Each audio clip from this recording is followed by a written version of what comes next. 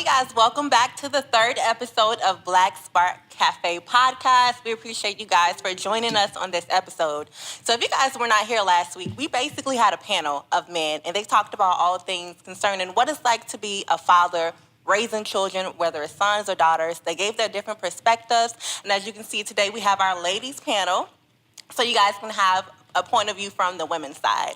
So we're going to go ahead and get started with today's episode. I am Crystal, and to my left we have... I'm Tamika Hall, owner of Auxiliary Ave, wife of your other hosts on Black Spark Cafe, Anthony Hall. Anthony Hall. Am I right?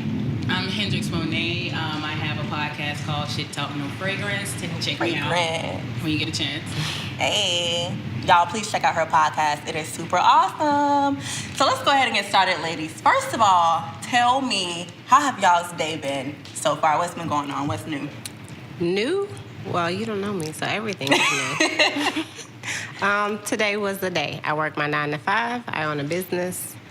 I cheated this week because I don't have my kids because it's summer break. Hey.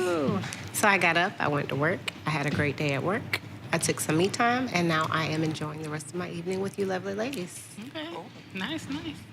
My day, 9 to 5, 8 to 4:30, really. That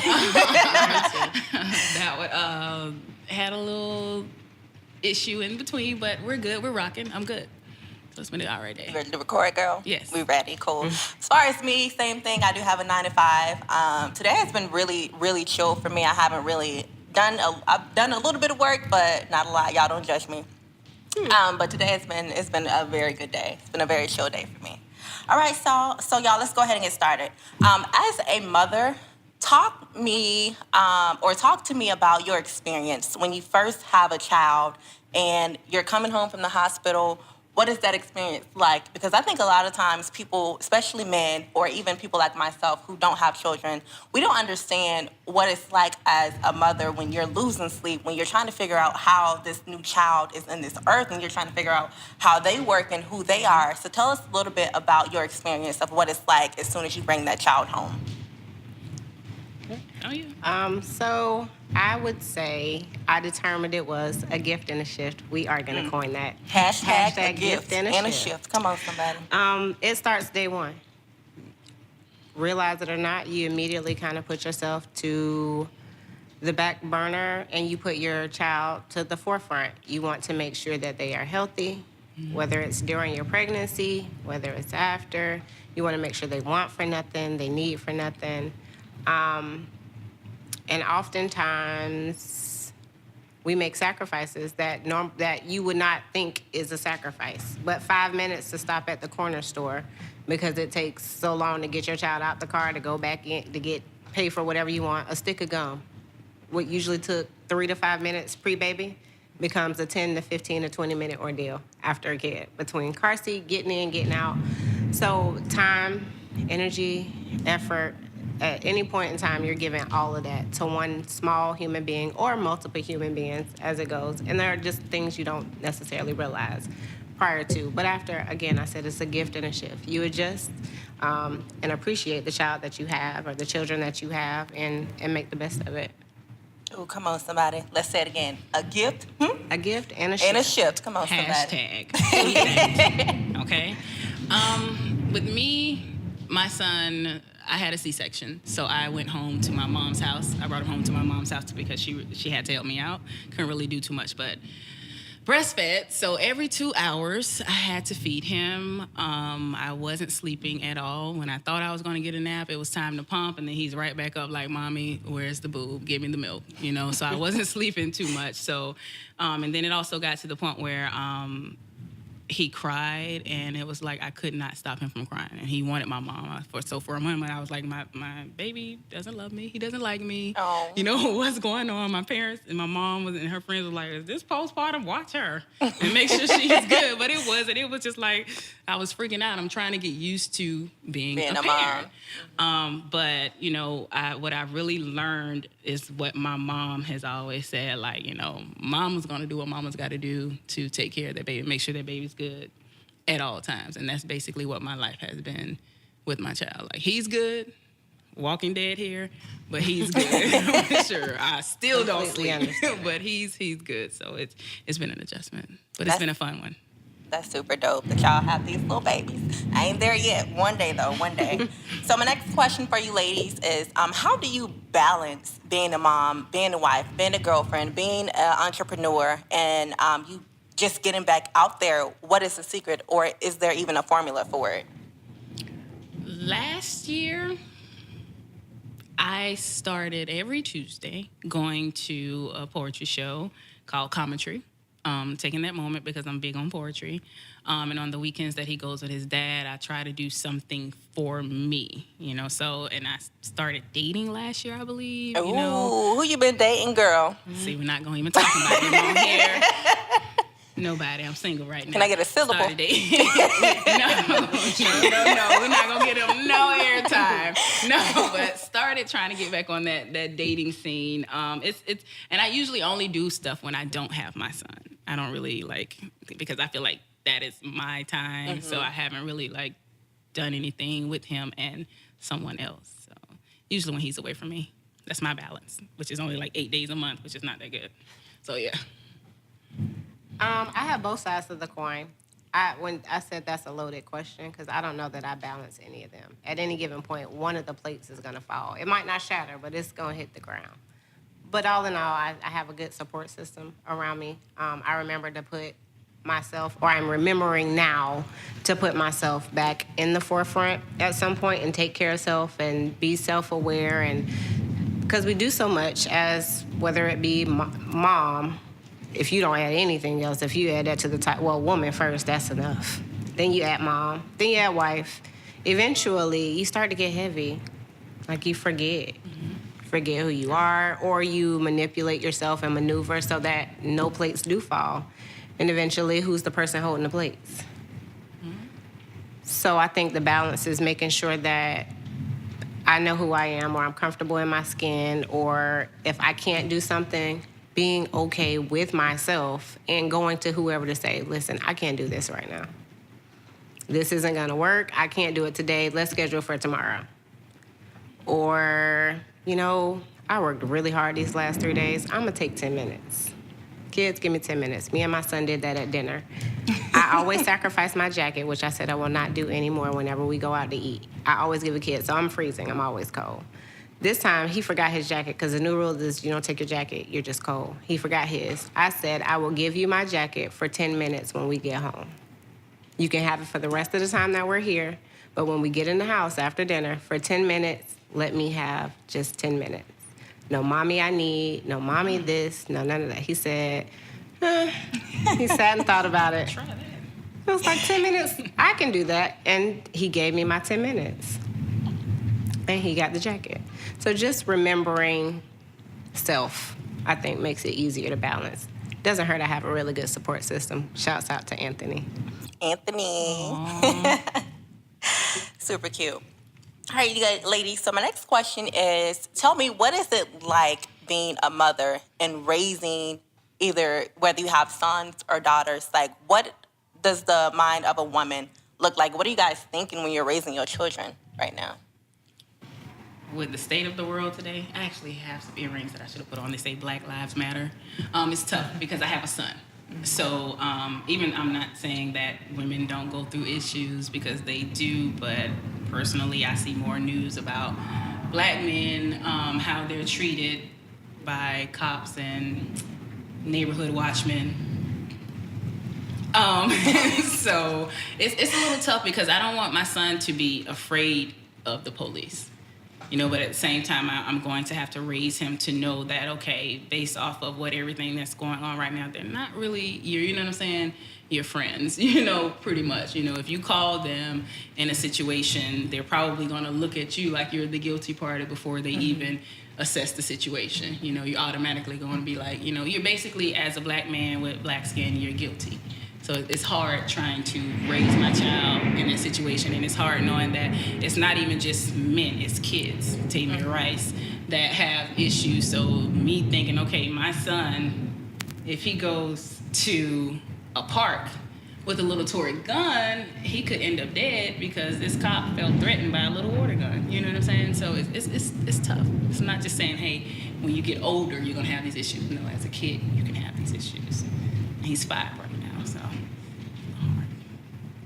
I think that's really sad because you imagine just having that conversation with your little 3, 4, 5-year-old son or your 3 or 4 or 5-year-old daughter, and it's like, hey, son, these are the things that you can't do. Right. And even when they're 3 or 4 or 5, it's like, can you really comprehend what's going on in the world? Like, how do you even sit there and have a conversation?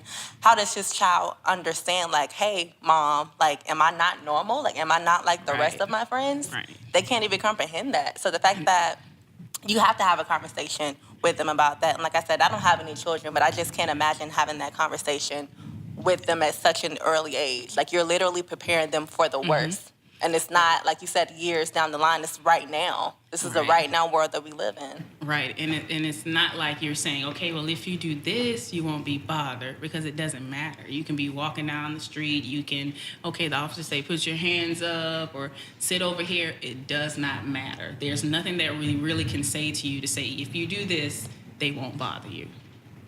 And it's just like, what do I tell them? It's hard. It's really hard. Yeah, I think it's a fine line. Partially because me and my husband, and I'll take him out, even just me as a mom, myself. Prior to, now I have 2 bonus sons. So, but we work really hard to make sure that they don't have to go through any of the things we went through as kids. Or they don't have to experience the walking down the street and you're in a neighborhood where there are already a heavy police presence. Like, we made the conscious decision to take you out of those environments and work really hard to do that. However, part of me is like, did I crutch my kids? Because we have a conversation and we have those, and good and bad, they are almost oblivious to it because it's not a normal thing. Specifically, my daughter, coincidentally, a black boy in her class pointed out, hey, you're the only black girl in the class. Nobody else said anything. And it didn't dawn on her either until he pointed it out. But he was the one that noticed, like no one else did. So, and I asked them about racism, and I explained to them what it is. Like, they understand what it is. They're like, yeah, no one really does that. So I try to use the moments that they have with each other out in the real world. Like my sons, I have a 5-year-old. Like, you have a 5-year-old. For whatever reason, 5-year-olds go this lion phase, and he had a tendency to take toys from daycare. Son, you can't do that. That's stealing. If you do that in public, somewhere else, you go to jail for that. If you do that at the wrong place at the wrong time, if you catch the wrong officer that day, you might not come home to me. Right or wrong, you were wrong, but it's possible you might not come home to me. If that man had a bad day, you were a threat that day because you're bigger than most genetically. Your skin is darker. And he's looking at me like, I don't know. But I still have to have the conversation.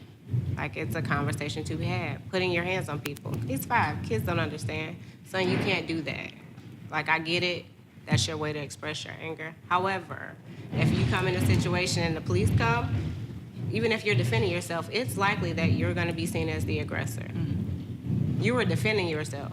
But if that person don't look like you, or they may take both of you, and y'all were having a spat that y'all could have got between the 2 of y'all if nobody called. But the wrong person was watching y'all. Y'all could have figured it out, tussled a little bit, but they got called. Now both of y'all in jail, and neither one of y'all are going home.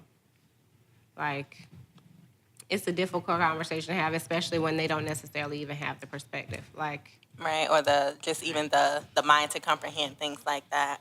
So I kind of want to switch gears a little bit. I know you mentioned that you have 2 bonus sons. So, Monet, I don't know if you've ever been in this situation, but talk to me a little bit about being a mother and having a blended family. Like, if you've ever experienced that, or, what has it been with that? Is it difficult? Is it hard? Is it easy? Does it depend? I did the U phase. You're in now. And I did the same thing. To me, if you weren't worth it, I just didn't.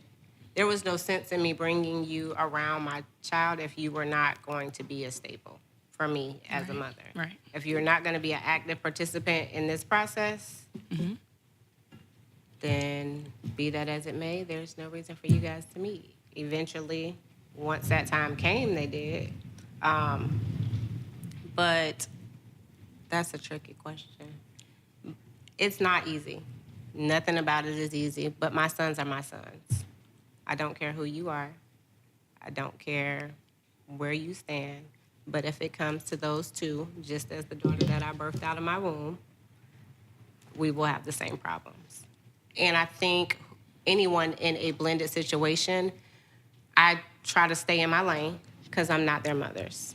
And I don't intend to be or try to take that other person's place. However, if they're in my care, I would expect, just like with my daughter, in another situation, whoever has them would take care of them like her own as well. So there are certain things I don't want or would not tolerate, and I wouldn't do those with my sons. But at the same time, again, they're mine. If I let him run out in the street because I said no and then he wasn't chastised, I can't go back to mama and say, well, I told him no, don't do it, and he didn't listen, so I don't have your son anymore. Like, that's not an acceptable answer. So I have to parent my sons like I parent my daughter because they're mine, and they would need to respect me as well, just as they respect their mother.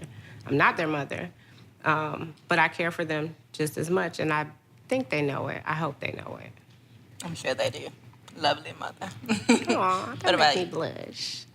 Don't blush, girl. Not today. I haven't had the blended family situation, but I would hope that if I were to meet someone, that they would be like her, that they would love my child as if he is their own, and vice versa. If he's with his dad, whoever he's with, they're actually loving and treating my child like they're their own. But I have not experienced that yet. I don't know how I would react because people kids are a journey. little different, Listen, I'm like, now, I probably would be walking on eggshells It's a because I journey. don't want to be like, okay. they are different. Let me tell you. So last week, I don't have no kids, but last week, so me and my mom, okay, this was a few weeks ago, me and my mom went to Walmart, y'all.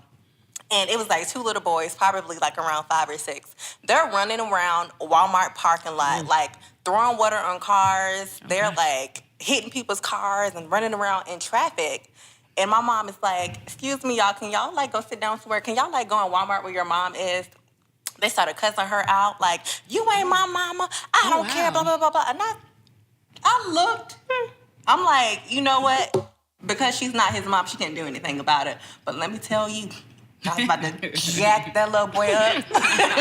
Jack him up. Like, if you don't go sit your little stuff down somewhere, I don't play with kids now. Because you got to let them know you don't run me. You don't run this round. Y'all hear me? That feel like deja vu. Like, I feel like Crystal Savings at some point, guys. Funny that you actually brought that up because my first episode of my podcast was literally about that. Like, how would I feel about the person disciplining the kids? Right. And I was asked, how if my child showed out like in a Walmart, what should the parent do with the other person? And I'm like, well, I don't have no problem. My baby know better. We I jacking have them those up. problems. You do? You feel free to go try and jack my baby up. Okay. You feel Okay, I free. probably won't. Y'all got good kids though.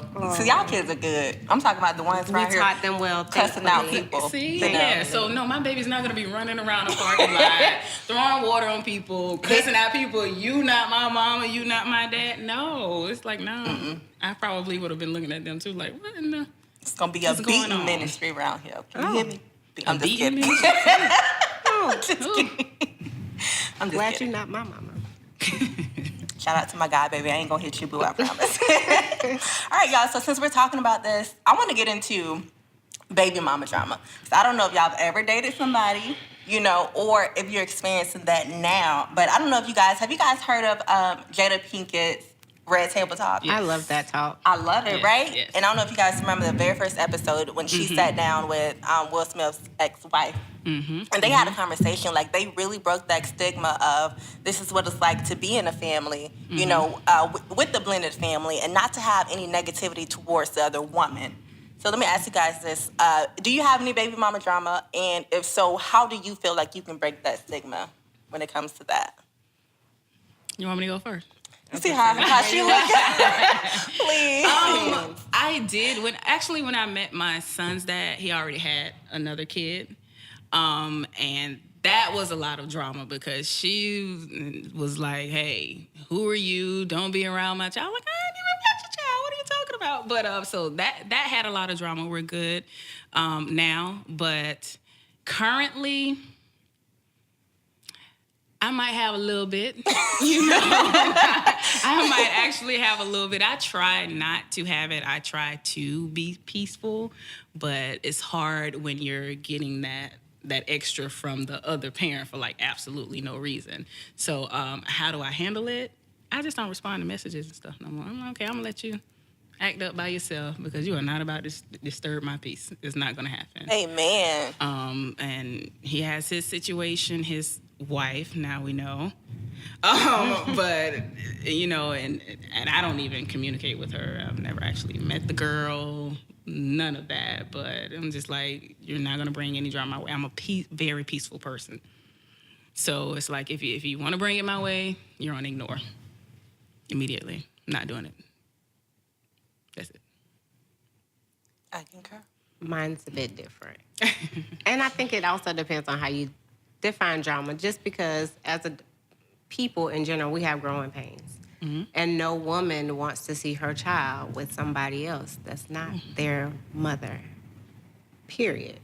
So going in, like I've sat on both sides of the table. Like I've been the other woman who has your child, but I've had to also possibly deal with my child going to see another woman.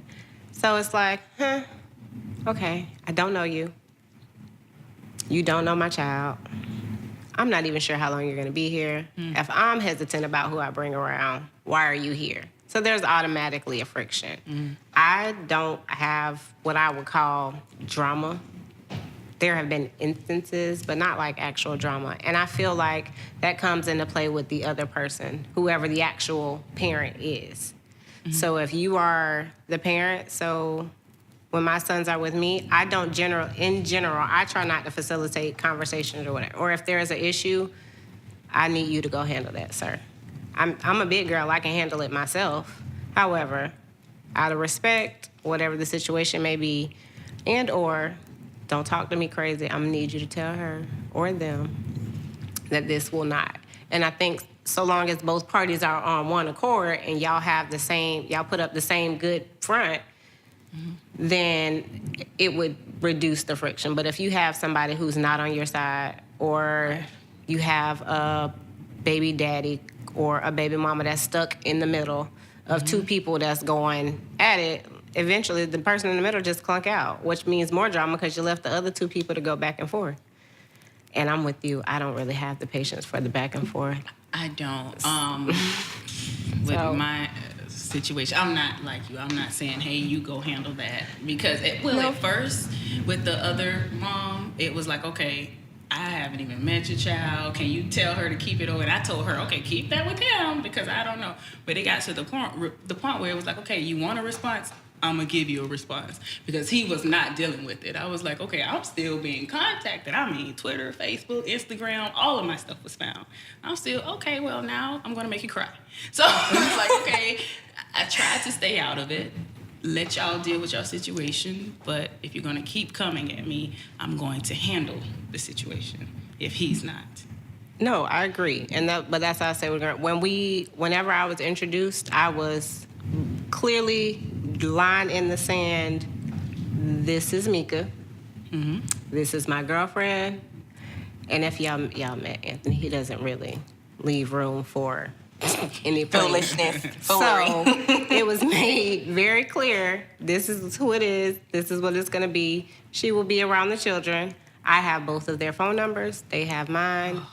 We can talk, though most of the time we don't. I only talk to one when I need something, and that's only because I'm forced to.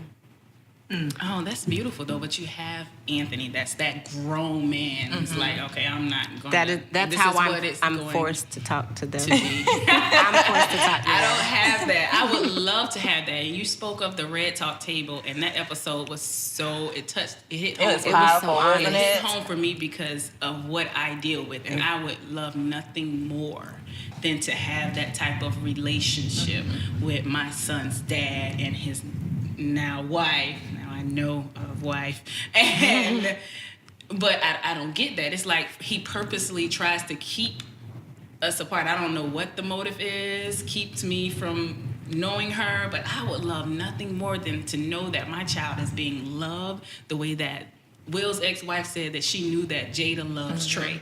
Beautiful.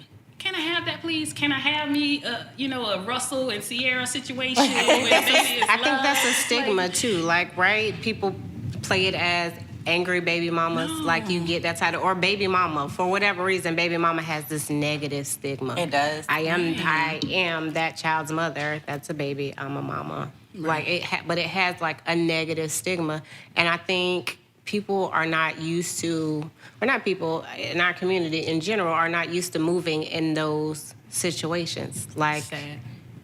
to have two women, one who you loved or at least dealt with at some point in time on a level enough to create a whole human life. And now y'all stuck together forever. And then get a girlfriend or a wife who you want to build something with.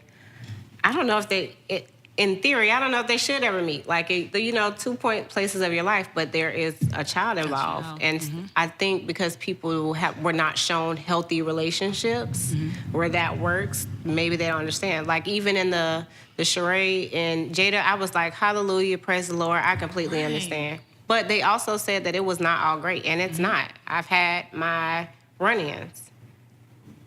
Like, it's not a big or little thing, because we're still grown adults with our own personalities.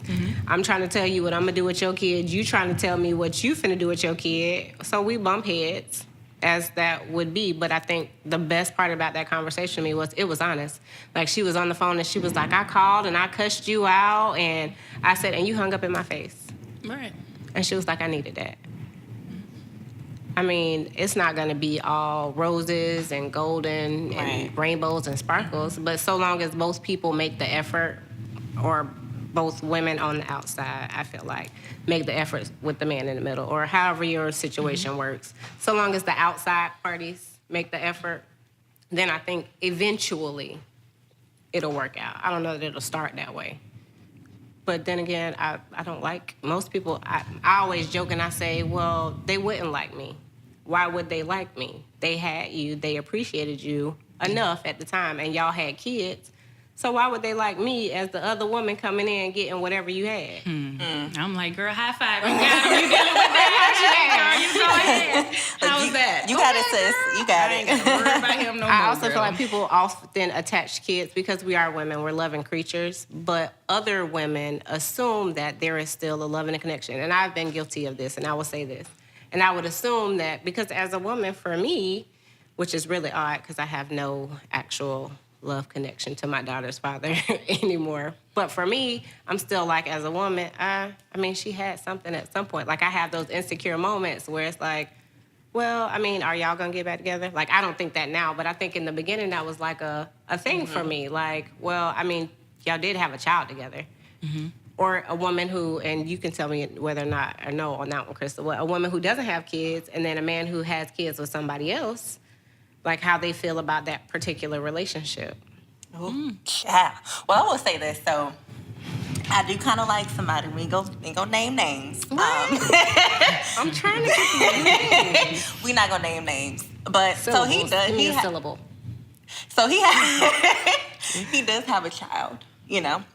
And I think before now, I wouldn't necessarily date anyone who had a child just because of the baby mama drama, because of that stigma. But I think when it comes to you, like, once for me now is, if you really love somebody, or if you're really interested in somebody and you're really willing to make that work, then I would trust that he's going to handle, you know, his baby mother, or the, you know, the mother of his child in a respectful way. Because I don't necessarily get involved with anybody who's going to disrespect me or who's going to hang around people who disrespect me. I nip it in the bud early. Like either, we going to act right or we ain't going into it at all. So to answer your question, I think no, but it depends on the woman and who you are.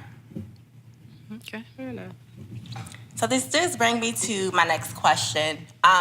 What about your mothers? Thinking about your own mothers, I don't know, what that relationship has been like for you, but what do you think they've taught you when it comes to raising your mother? What is something that I said raising your mother? You did. I wouldn't got you. He was here with you. I was Gonna let you keep going and use I ain't context raised mom, clues but I to got see you. where this is going. But I knew what you meant. I'm sorry, y'all. When it comes to raising your children, what is something that your mothers have taught you that you've passed down that you really, really appreciate?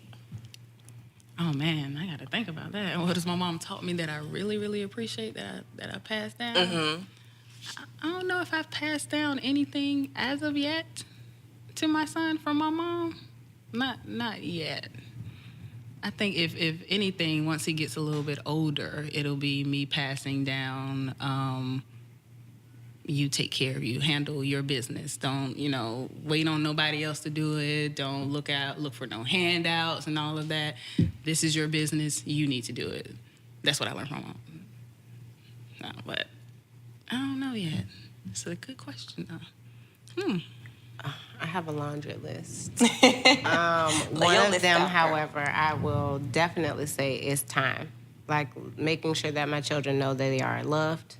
And not necessarily with gifts, though I am very guilty of spoiling my children rotten, but giving them actual time. Whether it's we snuggle up on the couch and watch a movie, whether it's making sure I make it to a soccer game, whether it is baking cookies, playing a board game, but actually giving them time. My mother legitimately worked 2 jobs for I don't know how long. However, she never missed a cheerleading competition. She never missed a cheerleading practice.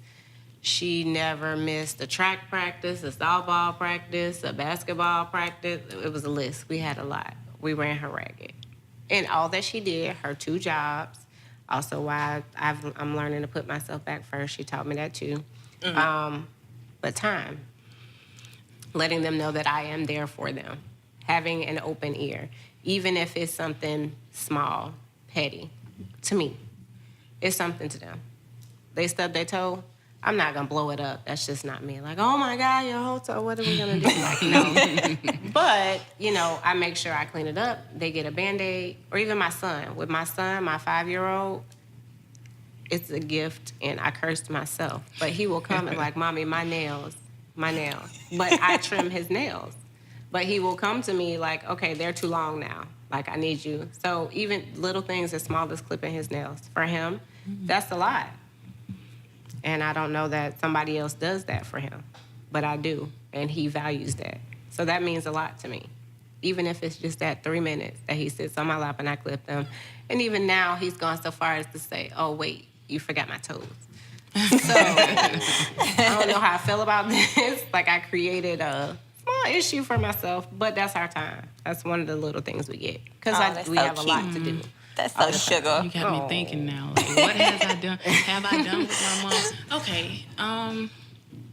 My mom, we always went somewhere. Like spring break, summer break, she always taking me somewhere to explore something. That's really how I got into the arts and poetry, because she would take me to poetry shows. She would take me to plays, theme parks, and all that. And I try to make sure now that I do something with my son. I think my son has been more places than I have. Like, seriously. My mom, even now, she makes sure. She's like, okay, well, summer break is coming up. What is the plan now? What are you guys going to do? He's been to a few different aquariums. He has been, as a 5-year-old, I think he's been in all kinds of different hotels. Like, he now asks, can we go in a hotel? Like, You got your bougie little son. yeah, he is. It's my mom's fault. She's the one with the bread, and she's like, well, where are we going now? I found this resort. I'm like, okay, well, let's go. So, but that I make sure that I try to do something with him on his breaks or the weekends that I have him. I try to take him to do something, to experience something, Come on, little traveling baby. That's a traveling baby. We're going to, I'm actually trying to take him to St. Lucia next year for spring break. So, Sign me up. I know. So I don't yeah, want to go that's to gonna Dubai be no his more. trip. I want to go with you. Well, I think for me, even though, of course, I don't have any children, something that I will want to use in the future with my mom, and I'm going to try not to cry when I say this because I love my mama, yeah. But If you make me cry, I'm gonna feel some type of way. oh no, I might cry. Child. Okay, I'm gonna turn It's it the off. crime ministry up in I'll here, look at girl. the camera. It's so silly. drink But my I mean, just with my mom, I can't think of anything she hasn't taught me when it comes to just her just being there for me and her just loving me. And I think sometimes, like when you're children and you're younger, you don't want to go to your parents, especially when you're a teenager, because you feel like they don't understand. But she's just been somebody who I can always go to about not certain things, just go to about things.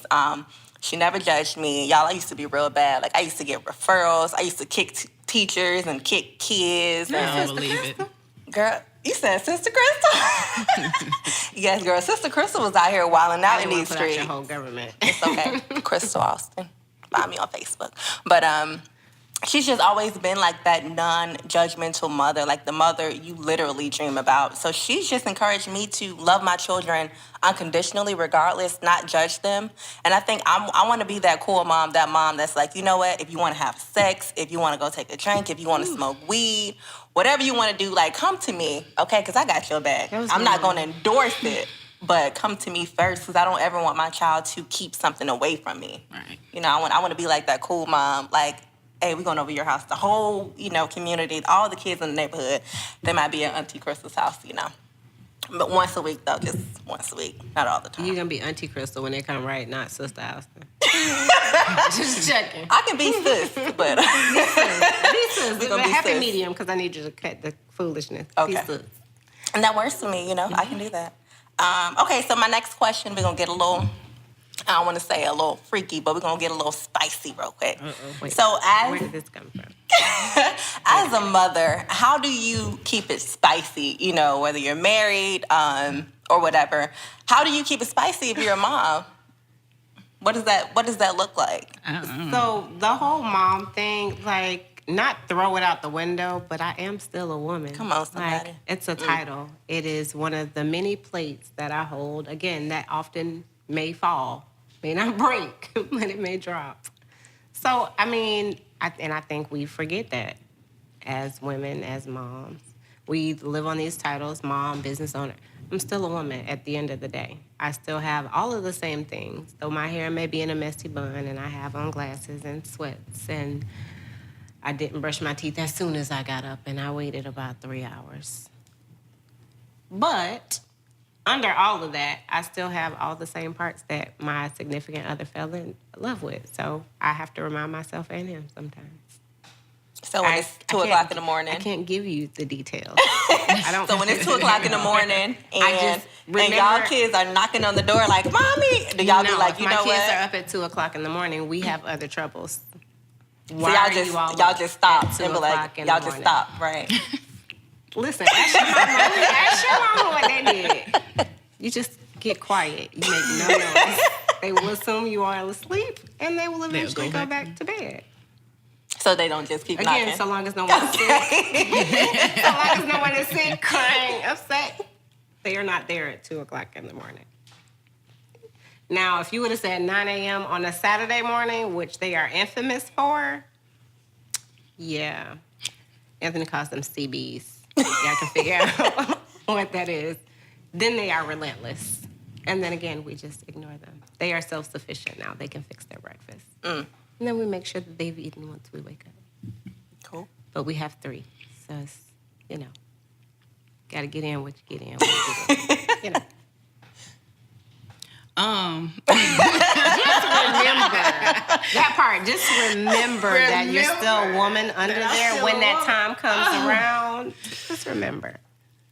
My baby, he creeps in my room in the middle of the night like, Mommy, can I get in here? So I don't really, when he's not there, I'll say that. When he's not there, Mommy has a life too. Mama got to have a life too. When he's there, no, I'm not really doing anything. I don't really have a life like that because, one, I can't get him out my bed. So if somebody's there, he's gonna be outside the door knocking, like, Ma, let me in. I'm scared. It's monsters in my room. And the way that I am, I'm gonna open the door. I'm not gonna just, stop what I'm doing. I'm like, oh my God, the monsters. Let's talk about it. Let me fight them. I'm gonna beat them up. Kung Fu. That's me. So I'm trying to keep it spicy. I'm gonna need to learn though. Can you teach me? I don't know nothing about it. See what I can do. She's that hard. I know how great I am, but I haven't gotten too many complaints. So Okay, I should be all right. I don't know nothing. I'm gonna put my My hand. son come stay with y'all for like a month, A whole month? and no. Survey says no. Well, I babysit, so You do- I you can can babysit have your him. I just child, have a girl. question. Crystal has never offered babysitting services. Actually, I was gonna offer like the first time we shot the podcast. I was gonna offer, but when you tell one person to babysit your child, watch when this recording get out, everybody gonna be hitting I was me about up. to say, you realize you have said this now. $20 an hour, $20. That crystal. I babysit. I got you. And your churn. It's called a churn ministry. That's what it's called. Ministry. Okay. Noted. All right, y'all. So my next question is, just briefly tell us about your heartfelt moments. What are your most cherished moments that you enjoy with your children? Oh man, cooking. My son likes to cook.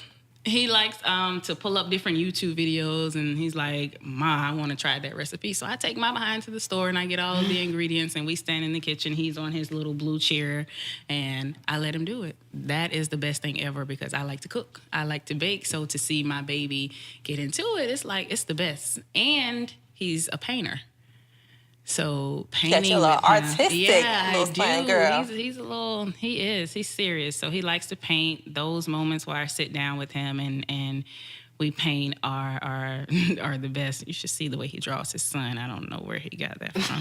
But I actually have canvas paintings that he's done in my office at work, in my background. This is my baby's artwork. Some of them just finger stuff, but he drew them pictures with them fingers, okay? You can tell it's a lion. I don't care what y'all say at work. It is a lion. Don't talk about my baby. But those moments, the cooking and the painting, and the cuddling, he cuddling and watching Little Einsteins. He loves Little Einsteins. He knows that song. I have to play the little hyped up hip hop version for him all the time. I started to break out into the song, but I figured You almost did. Please sing it, because I don't know it. I don't know it. Sing it for me. How don't you know? I don't have kids. You gotta kind of like nay and stuff with it. Oh, how You have to do show it? my baby will do How it. you- But Okay. he does it. But All right, cool. those are my favorite moments. The cooking, the cuddling and watching, the little Einsteins and the painting. He's dope. He's a little artist. He really is. He takes after mommy. You're not biased. I let him do. I kind of let him explore. Hey, you want to learn how to play the drums? Cool. You can do that. Until you decide this is what I want to do. But he said that he wants to be a chef. First it was a pilot, now it's a chef. So we focusing on chef right Gonna now. shift a million more times. Only a trillion, but it's okay though. Definitely. So kids don't. My bonus sons do not know this. Each time they call me mom, actually, a little bit of my heart is like, oh, because that was not a struggle. It was just a journey getting there, and an awkward balance too, because they're like